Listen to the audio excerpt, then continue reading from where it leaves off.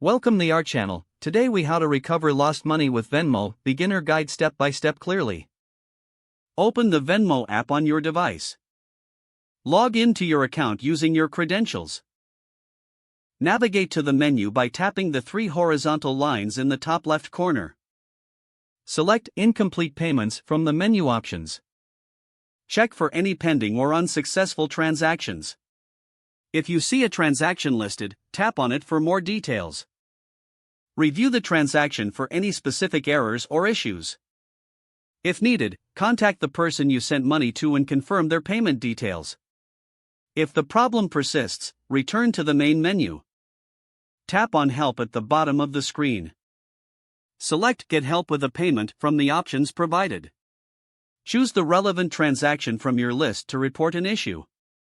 Provide details about the problem you're encountering. Submit your report by following the on-screen prompts. Venmo will review your report and may reach out for more information. Keep an eye on your email or notifications for updates from Venmo. If you don't receive a response within a few days, consider reaching out again. You can also check Venmo's official website for additional help.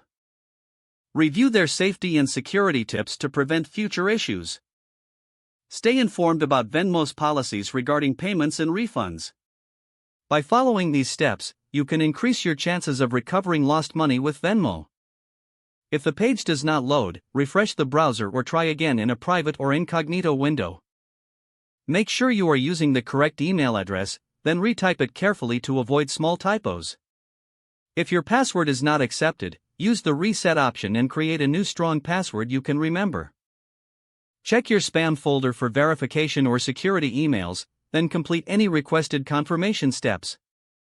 Enable two-factor authentication if available to improve account security and reduce unauthorized access risk.